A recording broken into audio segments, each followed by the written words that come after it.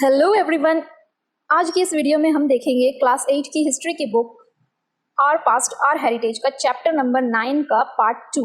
Chapter number 9 constitution of India, democratic structure and citizens rights. तो इसके part 1 में हमने कुछ चीजें कवर कर ली थी, जैसे कि इंडिया के पार्टीशन के बाद इंडियन कॉन्स्टिट्यूशन का बनना, फिर इंडियन गवर्नमेंटल सिस्टम किस तरह की है, इंडियन कॉन्स्टिट्यूशन का जो प्रीम्बल है वो कैसा है, इन सभी चीज़ों को हमने डिस्कस कर लिया था। अगर आपने उस वीडियो को मिस कर दिया है तो आप आई बटन पर क्लिक करके उसे पहले देख लीजिए, उसके बाद इस वीडियो को देखिए, तब आपको ये वीडियो ज़्यादा समझ में आएगी।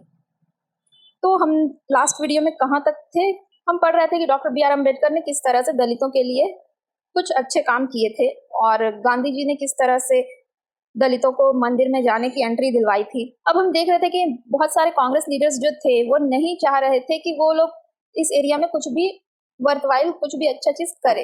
दलितों के राइट्स को छोड़कर कांग्रेस के नेताओं का ध्यान दूसरी चीजों की तरफ था, जिसकी वजह से दलितों को अपने राइट्स के लिए एजिटेशंस करने पड़े, यानी आंदोलन करने पड़े इन्हें। हालांकि हमने देखा कि एससी कम्युनिटी जो है, यानी शेड्यूल्ड कास्ट, उन्हें कुछ भी ज्यादा बड़ा कुछ नहीं मिल पाया। उन लोगों के लिए कुछ भी ऐसा ऑर्गेनाइजेशन नहीं बन पाया। ऐसा खुद का ऑर्गेनाइजेशन बनाने के बाद भी इन दलितों को ऐसा कुछ बड़ा नहीं मिल पा रहा था। और 1947 के बाद जब इंडिया की पावर जो थी, जो ब्रिटिशर्स से हटकर जब इंडियंस के पास वो पूरी पावर आ जाती है, तो उसके बाद से ये शेड्यूल्ड कास्ट यानी एससी कम्युनिटी जो थी वो अपने आगे के मूवमेंट को करने में फेल हो जाती है और इसे आगे नहीं बढ़ा पाती है। आगे हम देखेंगे कि in course of time the Congress took an apparently sympathetic stand towards the demand of the scheduled caste people. Nominating Ambedkar as the chairman of the draft committee was a proof of this stand. It is largely due to the endeavor of Ambedkar that untouchability was declared illegal in the Indian Constitution. Besides, a clear policy was set for the development of the scheduled castes, scheduled tribes and the other backward classes. आगे चलकर Congress leaders को इन scheduled caste के लोगों के जो demand है उसको लेकर एहसास होने लगा था और इस चीज को लेकर कांग्रेस आगे कुछ कदम उठाना चाहती थी, जिसका सबूत है कि इन लोगों ने डॉक्टर बी आर अम्बेडकर को कॉन्स्टिट्यूशन की जो ड्राफ्ट कमेटी थी उसका चेयरमैन बनाया था। यानी जो कमेटी जो कॉन्स्टिट्यूशन बनाने का काम कर रही थी उसके चेयरमैन के रूप में इन्होंने डॉक्टर बी आर अम्बेडकर को चुना था, ताकि वो इन लोअर कास्ट के लोगों के लिए, यानी शेड्यूल्ड कास्ट, शेड्यूल्ड ट्राइब्स और बैकवर्ड क्लासेस जितने भी है इंडिया के, उनके लिए कुछ अच्छी पॉलिसी बना सके। क्योंकि डॉक्टर बी आर अम्बेडकर खुद एक लोअर कास्ट से बिलोंग करते थे, तो वो इस चीज को बेहतर समझते थे कि वो लोग किस तरह के सोशल कंडीशन से गुजर रहे हैं। इस चीज को वो डॉक्टर बी आर अम्बेडकर से ज्यादा बेहतर कोई नहीं समझ सकता था, इसीलिए इन्हें as a chairman of draft committee चुना गया था, ताकि वो इनके लिए सही पॉलिसीज बना सके। और डॉक्टर बी आर अम्बेडकर ने आगे चलकर क्या किया कि अनटचेबिलिटी को इलीगल बना दिया इंडियन कॉन्स्टिट्यूशन के अंदर। यानी कि कोई भी इंडियन पीपल एक दूसरे को ऐसे अनटचेबिलिटी के रूप में मैंने जज नहीं कर सकता कि वो अनटचेबल कास्ट से बिलोंग करता है तो वो यहाँ नहीं आ सकता है या वो ये काम नहीं कर सकता है। तो इन सभी चीजों को इलीगल बना दिया था इंडियन कॉन्स्टिट्यूशन में। इसके अलावा कुछ पॉलिसीज बनाई गई थी जिससे कि इन शेड्यूल्ड कास्ट, शेड्यूल्ड ट्राइब्स और बैकवर्ड क्लासेस के लोगों का भला हो सके और इन्हें तरक्की मिल सके। However, in the Indian Constitution, there is no definition of the scheduled caste and scheduled tribe, but the president can prepare a list for the scheduled caste and scheduled tribe after consulting with the states. The list may be amended by the parliament. So, in this way, a list of scheduled castes and scheduled tribes was prepared and a notification was issued on behalf of the president. An act also came into effect accordingly. The other backward classes, in short OBC, also found a place in that list. Some rights were also reserved for them. The Anglo-Indian community was also included in this list. हालांकि Indian constitution में हम देखते हैं कि यहाँ कोई scheduled caste, scheduled tribes की कोई भी परिभाषा नहीं बताई गई है कि कौन लोग एससी कास्ट और एसटी कास्ट से बिलोंग करते हैं या ये क्या होता है, ये एससी कास्ट या एसटी कास्ट। लेकिन देश के प्रेसिडेंट को ये राइट है कि वो स्टेट के साथ मशवरा करने के बाद एक लिस्ट बना सकता है इस शेड्यूल्ड कास्ट और शेड्यूल्ड ट्राइब्स का, और इस लिस्ट को वो लोग पार्लियामेंट में अमेंड करेंगे, पार्लियामेंट में सुधार करके जोड़ सकते हैं। इस तरह से शेड्यूल्ड कास्ट और शेड्यूल्ड ट्राइब्स का लिस्ट बनाया जाता है और प्रेसिडेंट के बिहाफ में इस नोटिस को इशू किया जाता है। उसके बाद एक एक्ट बनकर आया था जिसे कि लागू कर दिया गया।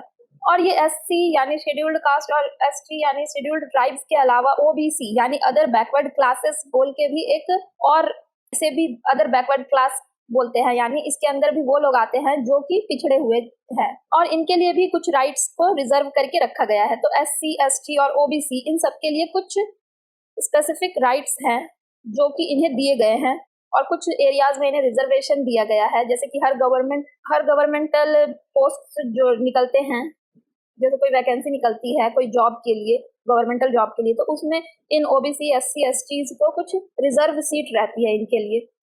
और इसी तरह से हम देखते हैं कि इलेक्शन में भी इन लोगों को कुछ सीट्स रिजर्व दी जाती है ताकि इनका तरक्की हो सके, क्योंकि ये लोग पिछड़े जाति के लोग हैं। इनकी तरक्की के लिए सरकार ने ये सभी चीजें की हैं। एंग्लो इंडियन यानी कि वो इंडियन जो अंग्रेज है और वो अब यहीं पे रह गए हैं, यहीं बस चुके हैं, वो एक एंग्लो इंडियन की कम्युनिटी बनाते हैं और इनको भी इस कैटेगरी के अंदर रखा गया है। Again the constitution has not given any clear definition about other backward classes and tribes. The government subsequently fixed some criteria for backward classes. They are those placed in the lower level of the society as per the tenets of the Hindu society, those who are mostly beyond the periphery of education, those who are poorly represented in government service, those who are least significantly involved in commerce and business. तो हम क्या देखते हैं कि backward class और जो SC, ST बोल के यानी शेड्यूल्ड कास्ट और शेड्यूल्ड ट्राइब्स बोल के कोई भी परिभाषा नहीं दी गई है हमारे कॉन्स्टिट्यूशन में। वो कैसे पता चलता है कि कोई भी बैकवर्ड है या एससी कास्ट से बिलोंग करता है या एसटी है? वो उसके लिए गवर्नमेंट ने कुछ क्राइटेरिया रख दिया है कि इस क्राइटेरिया यानी ये चीजें अगर किसी पर्सन के अंदर या किसी ग्रुप ऑफ पीपल के अंदर होती है तो वो बैकवर्ड क्लास या शेड्यूल्ड कास्ट या शेड्यूल्ड ट्राइब्स की कैटेगरी में चला जाएगा वो पर्सन। तो वो कैटेगरी क्या है वो हमें नीचे बताया गया है। ऐसे हिंदू सोसाइटी के लोग जो कि सोसाइटी के बहुत ही नीचे तबके के हैं, यानी कि जो सोसाइटी का जो सबसे नीचा लेवल है उस लेवल में जो लोग हैं और वो हिंदू सोसाइटी को बिलोंग करते हैं वो लोग, इसके अलावा वो लोग जो कि एजुकेशन से जिनको पढ़ाई नहीं मिल पाई, मतलब जो पढ़ नहीं सके हैं, ऐसी एरिया में पढ़ते हैं वो लोग जो कि एजुकेशन उनके लिए बहुत ही मुश्किल रही है, और ऐसे लोग जो कि गवर्नमेंट सर्विस में ना के बराबर जिनका की रिप्रेजेंटेशन है, और वैसे लोग जिनका कोई बिजनेस नहीं है, कुछ वो लोग कमाई का जिनका जरिया नहीं है, वैसे लोगों को इस बैकवर्ड एससी और एसटी की कैटेगरी में रखा गया है। In the Indian constitution the word minority is defined in terms of numerical strength with in the society. The concept of minority has not been used in the context of community. According to the Constitution, the government is responsible for securing the individual and collective rights of the minority. The Constitution has given the right to the minorities for religious freedom. Again, emphasis has been given on maintaining harmony. Indian Constitution में एक और word आती है वो है minority. Minority और minority का मतलब होता है जो लोग बहुत कम संख्या में हैं, मतलब क्वांटिटी। तो ऐसे लोग जो कि बहुत ही कम संख्या में हैं इंडिया में, उन लोगों की जो भी राइट्स हैं, जो भी उनके अकेले के या उनके ग्रुप के जो भी राइट्स हैं, उनके लिए इंडियन गवर्नमेंट रिस्पॉन्सिबल है। इंडियन गवर्नमेंट की ये जिम्मेदारी है कि वो देखे कि उनके राइट्स को कोई ऐसा तो नहीं है कि वो उन्हें देने से मना कर रहा है या उनके राइट्स को उन्हें नहीं दिया जा रहा है। ये देखने की जिम्मेदारी इंडियन गवर्नमेंट की है। और इंडिया में माइनॉरिटीज को रिलीजियस फ्रीडम है, यानी वो जिस भी रिलीजियन को चाहे मान सकते हैं, और इसमें एकता को बढ़ाने की बात कही गई है इंडिया में। मतलब मेजोरिटी या माइनॉरिटी जो भी है, सबकी राइट्स इक्वली सबको मिलनी चाहिए, इस चीज पर जोर दिया गया है। The citizens of India are given the right to safeguard their language. जैसे कि माइनॉरिटी हम उन्हें कह सकते हैं जो कि कम संख्या में है। जैसे कि इंडिया में मुस्लिम्स की संख्या कम है, तो इंडिया में मुस्लिम्स माइनॉरिटी हैं, और क्रिश्चियंस की संख्या भी कम है इंडिया में कंपेयर्ड टू हिंदू, तो इसीलिए क्रिश्चियंस भी माइनॉरिटी की कैटेगरी में ही आ जाएंगे। उसी तरह से अगर हम पाकिस्तान में देखेंगे तो वहाँ हिंदूज जो है नंबर में कम होते हैं, तो वहाँ हिंदू माइनॉरिटी में आते हैं, और मुस्लिम्स मेजोरिटी ऑफ पीपल है, तो वहाँ पाकिस्तान में माइनॉरिटी कौन है, वो है हिंदूज, और इंडिया में उसके ऑपोजिट मुस्लिम्स माइनॉरिटी है। The citizens of India are given the right to safeguard their language, alphabet and culture. The state or the government cannot impose the culture of the majority or local culture upon the culture of the minorities. In fact, the government cannot implement any law in this matter. Besides, the Indian Constitution provides protection of the rights of the minorities on the basis of language. As for example, the Olkiki script of the Santals is given due recognition by the Constitution. Indian citizens को यानी जो India में रहने वाले जो लोग हैं उनको अपनी भाषा को यानी अपनी लैंग्वेज को सेफ गार्ड करने का राइट है, यानी वो लोग अपनी भाषा में बात कर सकते हैं, ये उनका राइट है। उनका जो भी अल्फाबेट है या जो भी कल्चर है वो उसे अपना सकते हैं। तो माइनॉरिटीज यहाँ अपनी लैंग्वेज, अपनी कल्चर और अपने अल्फाबेट्स का यूज कर सकते हैं। मेजोरिटी जो है, जिनकी संख्या ज्यादा है, वो लोग अपने कल्चर माइनॉरिटीज को फॉलो करने के लिए फोर्स नहीं कर सकते हैं। और गवर्नमेंट का इस चीज को लेकर कोई अधिकार ही नहीं है कि वो माइनॉरिटीज को उनके कल्चर को फॉलो करने से मना करे। इसके अलावा इंडियन कॉन्स्टिट्यूशन माइनॉरिटीज की राइट्स की रक्षा करता है, अब वो चाहे लैंग्वेज हो या उनके रिलीजियस राइट्स हो, वो उनको, जिसका कि ये एग्जाम्पल है कि ओल्किकी स्क्रिप्ट जो कि संथाल की ओल्किकी स्क्रिप्ट है, वो कॉन्स्टिट्यूशन में उसे भी एक रिकॉग्निशन दी गई है। I don't know what to pronounce it, I have mistaken that, I am sorry. Ol Chiki और Ol Chiki, I don't know. The Constitution also provides arrangement for education to the minorities on the basis of language from the primary level in their own mother tongue. All the citizens, irrespective of religion, caste, and community, are entitled to get facilities in government and government-aided educational institutions. Removal of all kinds of inequalities has been emphasized in matters related to government grants and government service. Various measures have been undertaken for comprehensive development of citizens belonging to scheduled caste and scheduled tribes and other backward classes. Indian constitution में ये भी arrangement है कि कोई minorities अगर चाहे तो वो अपनी मदर टंग में प्राइमरी एजुकेशन ले सकता है। मतलब जो प्राइमरी एजुकेशन होता है, बेसिक एजुकेशन, जो बच्चे जो छोटे छोटे जब रहते हैं तब वो पढ़ना सीखते हैं, उस टाइम में ऐसे बहुत सारे स्कूल्स हैं जो कि मदर टंग में ही, जैसे कोई अभी नेपाली स्पीकिंग पर्सन है तो नेपाली लैंग्वेज में भी उसे एजुकेशन दी जाती है, बंगाली में भी दी जाती है, स्टेट लैंग्वेजेस में भी दी जाती है। तो उसी तरह से माइनॉरिटीज की जो लैंग्वेज होती है उसमें भी उन्हें प्राइमरी एजुकेशन दी जाती है। और हर सिटीजन, चाहे वो जिस भी रिलीजियन, कास्ट या कम्युनिटी का हो, उसे गवर्नमेंट की जितनी भी फैसिलिटीज है वो बराबरी से दी जाती है। गवर्नमेंट के द्वारा चलाई जाने वाली जो इंस्टीट्यूशन, कॉलेजेस हैं, वहाँ भी इनको बराबरी से पढ़ाई करने का राइट मिलता है। रिजर्वेशन को लेकर लेकिन बहुत से लोगों में जो अपर कास्ट के लोग हैं जिन्हें कि ये रिजर्वेशन नहीं मिल पाती है, जैसे कि हमने देखा अभी ऊपर कि ओबीसी, एससी, एसटीज को कुछ रिजर्वेशन दी जाती है। फिर जितने भी गवर्नमेंटल पोस्ट हो या जॉब्स हो, उन सभी जगहों पर इनके लिए कुछ सीट्स रिजर्व रहती है। तो इस चीज को लेकर बहुत से जो अपर कास्ट के लोग हैं वो लोग इसको अपोज करते हैं। वो चाहते हैं कि जिस तरह से हमें कंपटीशन मिल रहा है उसी तरह से इनके लिए भी सेम ही होना चाहिए। ऐसा कुछ नहीं होना चाहिए कि इन्हें कुछ रिजर्वेशन दे दी जाए। इस चीज को लेकर एक मूवी भी आई थी, आरक्षण, आई थिंक, ना याद नहीं है मुझे, आरक्षण नाम था शायद। तो उस मूवी में भी बहुत अच्छे से इस चीज को दिखाया गया था। कुछ लोग इसके अगेंस्ट थे कि रिजर्वेशन मिलनी चाहिए, कुछ लोग इसके साथ थे कि रिजर्वेशन मिलनी चाहिए, और कुछ लोग इसके अगेंस्ट थे कि इन्हें रिजर्वेशन नहीं मिलनी चाहिए। वो चाहते थे कि जो कंपटीशन है वो इक्वल कंपटीशन हो। तो हम आगे पढ़ते हैं कि हर सिटीजन्स को इक्वल राइट्स है इंडियन कॉन्स्टिट्यूशन के अंदर, और किसी भी तरह की इनइक्वालिटीज जो होती है उसे बढ़ावा नहीं दिया गया है इंडियन कॉन्स्टिट्यूशन में। तो यहाँ हर तरह की इक्वालिटी दी गई है, सिर्फ एक एससी, एसटीज और ओबीसी को थोड़ी सी ज्यादा अपॉर्चुनिटीज देने के लिए, उनकी तरक्की के लिए उन्हें थोड़े फैसिलिटीज दिया गया है ताकि वो ग्रो कर सके। The objective of the Indian constitution is to confer equal dignity upon all people as citizens of an independent state. As citizens of an independent state, the Constitution has firmly resolved to ensure the provision of food, clothing, and secure shelter. The Constitution of India has set an example of humanistic responsibility by recognizing the right to live, livelihood, and education. Indian constitution का एक ही objective है, एक ही लक्ष्य है कि वो India के जितने भी सिटीजन्स हैं उनको इंडिपेंडेंस दे सके, इक्वल राइट दे सके, उनकी मर्यादा की रक्षा कर सके। इसके लिए इंडियन कॉन्स्टिट्यूशन में कुछ प्रोविजन दिए गए हैं फूड क्लोथिंग और शेल्टर के लिए। फूड, क्लोथिंग और शेल्टर ये तीनों बेसिक चीजें होती है जो एक इंसान को जीने के लिए जरूरी होती है। रोटी, कपड़ा और मकान बोलता है ना, एक मूवी भी थी अमिताभ बच्चन की।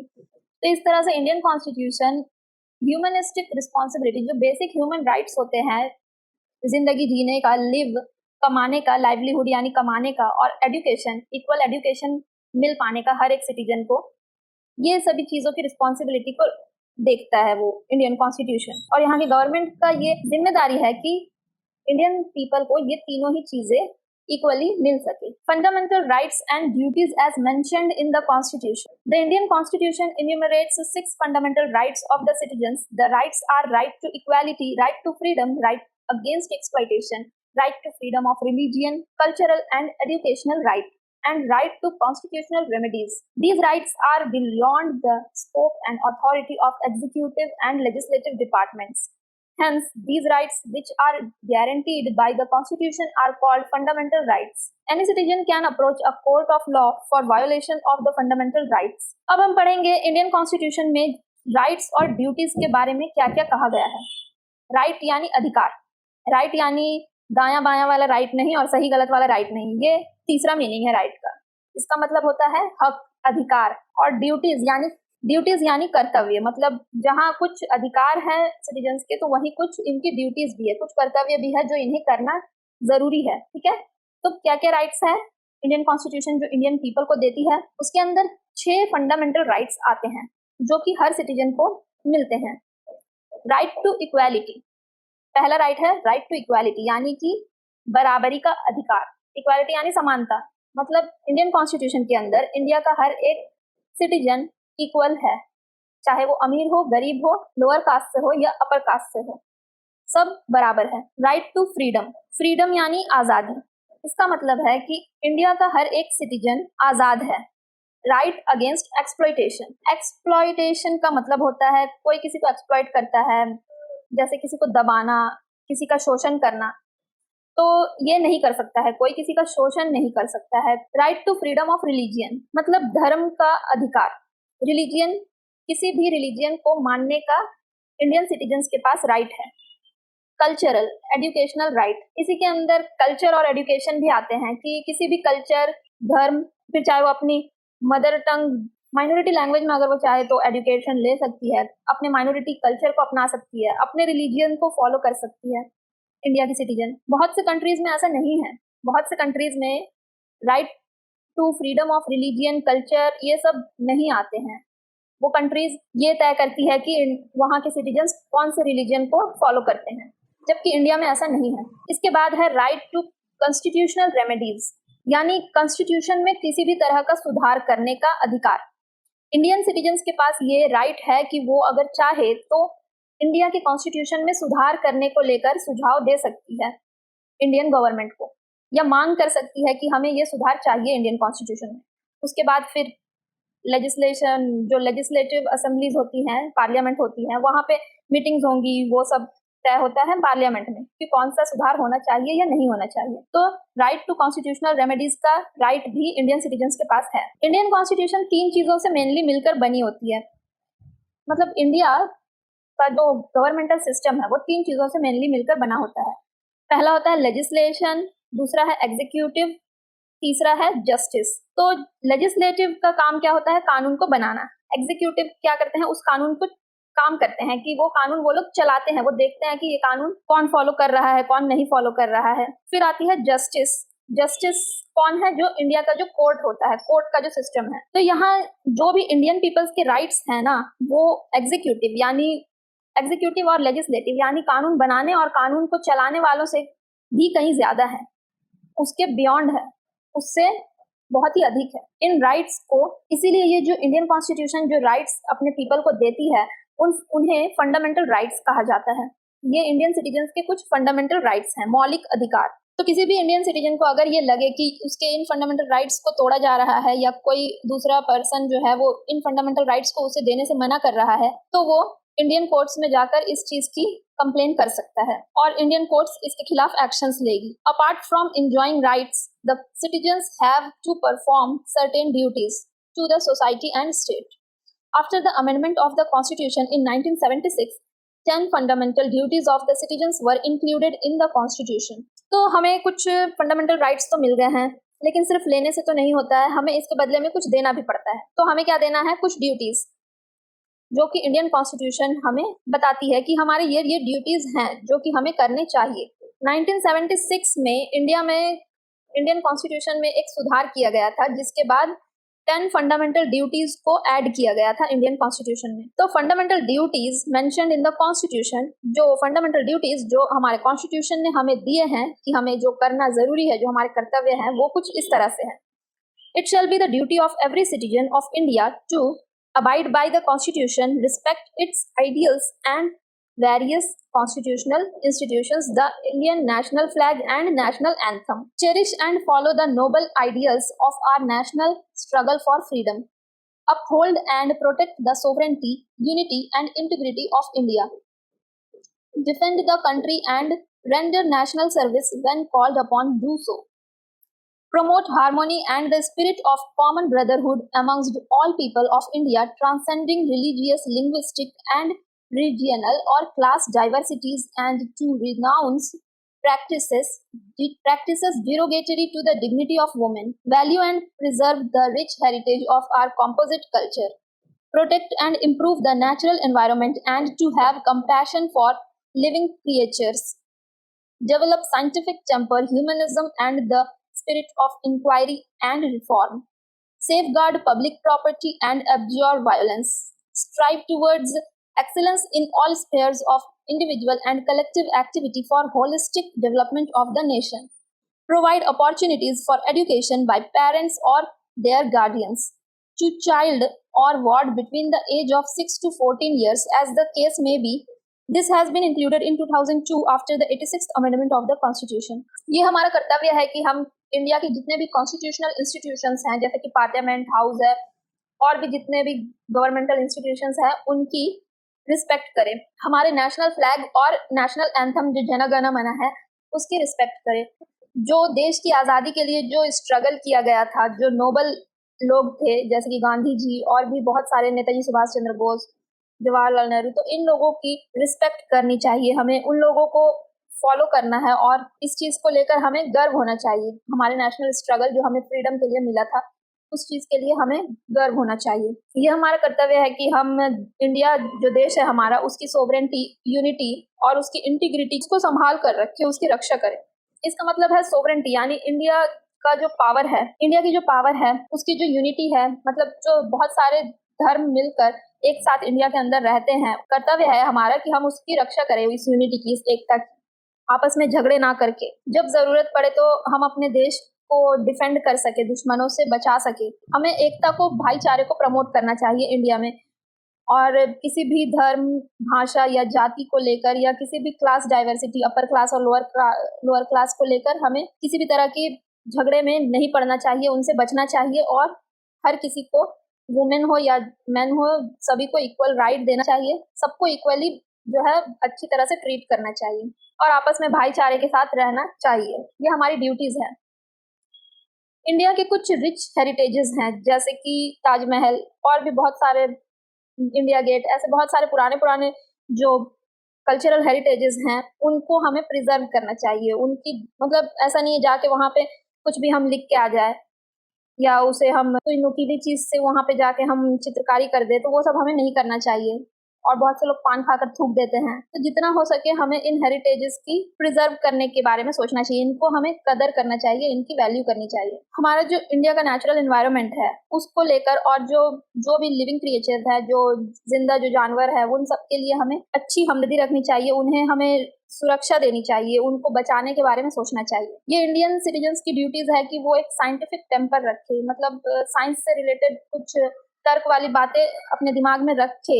ऐसा नहीं है कि किसी ने कह दिया कि तुम ये कर लो और तुमको जो चाहिए वो मिल जाएगा, तो ये सब तो किसी साइंस में नहीं आता है। तो इस तरह का टेम्पर रखने को कहा गया है, थोड़ा सूझबूझ के साथ रहने को कहा गया है। किसी भी काम को करने से पहले उनके लिए हमें इंक्वायर और रिफॉर्म करना जरूरी है, मतलब उस चीज की छानबीन करनी चाहिए जो भी चीज हम करने जा रहे हैं। जितने भी पब्लिक प्रॉपर्टीज हैं, पब्लिक प्रॉपर्टी यानी क्या, जो गवर्नमेंटल प्रॉपर्टीज है, जैसे कि कुछ रेलवे स्टेशन, एयरपोर्ट्स, ऐसी सारी जगह जो कि पब्लिक प्रॉपर्टी है, जहाँ कोई भी जा आ सकता है, वैसी जगहों पर जाकर हमें मारपीट नहीं करनी चाहिए और वैसी जगहों को हमें जितना हो सके बचाना चाहिए। बहुत से लोग जाते हैं और इन पब्लिक प्रॉपर्टीज में कचरा करते हैं।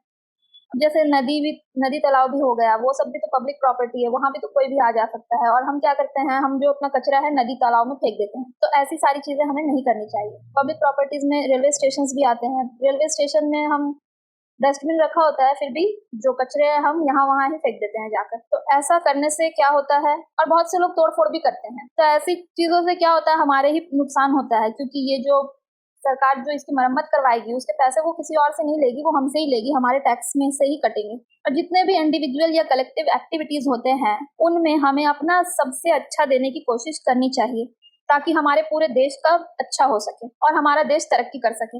इंडियन सिटीजन जो होते हैं, जो इंडियन पेरेंट्स हैं, उनको ये ड्यूटीज है कि वो अपने बच्चों को जो 6 से 14 साल की उम्र के हैं उन्हें जो जरूरी एजुकेशन है वो प्रोवाइड करवाए। मतलब अपने बच्चों को एजुकेट करवाना हर एक इंडियन सिटीजन की जिम्मेदारी है। और इसे 2002 में कॉन्स्टिट्यूशन के 86th अमेंडमेंट के बाद ऐड किया गया था। आगे हम देखेंगे land, water, forest, right to life and occupation and mass movements. The issue of the right to land, water bodies and forestry triggered a conflict between the colonial state and its people that ultimately fled into rebellion and resistances. Some of such revolts have already been discussed in chapter 4 and 5. These insurgencies forced the colonial state to frame some laws. Even so, the peasants and the people whose subsistence depends on forests have not been privileged with the security of life and occupation.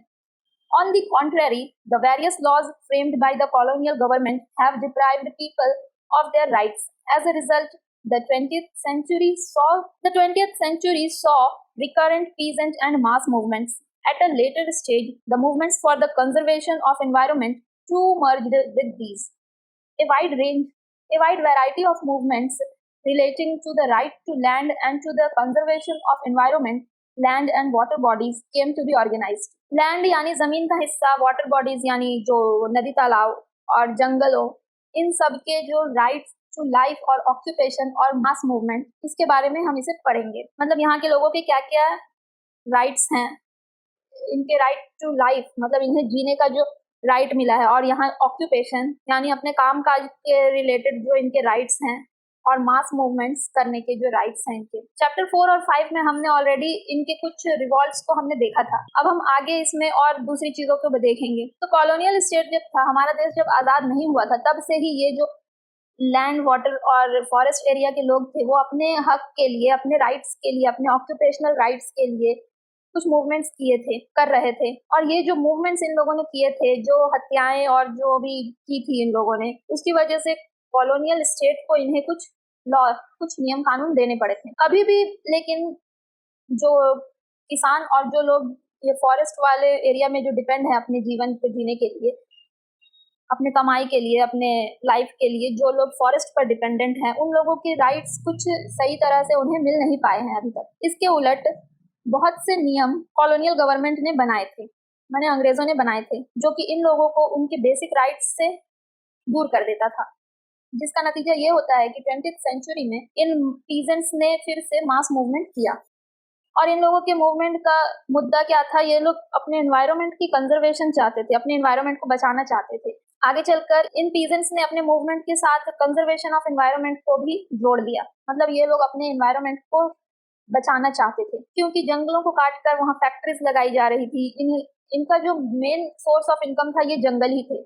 यहाँ जंगल से जो लकड़ियां गिरती थी, जंगल के जो भी पेड़ की जो छोटे छोटे तिनके होते थे, उन्हें ही चुनकर इनके घर की जो वुमेन्स होती थी वो अपना चूल्हा जलाती थी। और जब फैक्ट्रीज लगने लगी तो इन लोगों ने जंगलों को काटना शुरू कर दिया, जिससे कि इन लोगों का जो बेसिक लाइफ स्टाइल था वो सब अफेक्ट होने लग गया था। इसीलिए ये लोग चाहते थे कि ये अपने एनवायरनमेंट को बचा सके। और बहुत सारे लोग जो है उस टाइम फिर खड़े होते हैं और उनका मांग होता है कि उन्हें राइट टू लैंड, माने उन्हें अधिकार मिले कुछ जमीन पर, कुछ उनके अधिकार हो कि वो अपने एनवायरनमेंट को बचा सके, अपने लैंड को बचा सके, अपने जो नदी तालाब है उसे बचा सके। इस सब को लेकर वो लोग ऑर्गेनाइज हो जाते हैं, ऑर्गेनाइजेशंस बनाते हैं और अपनी आवाज उठाते हैं अपने राइट्स के लिए। तो यहाँ कुछ मूवमेंट्स के बारे में हम आगे पढ़ेंगे, जिनमें पहला है तेभागा।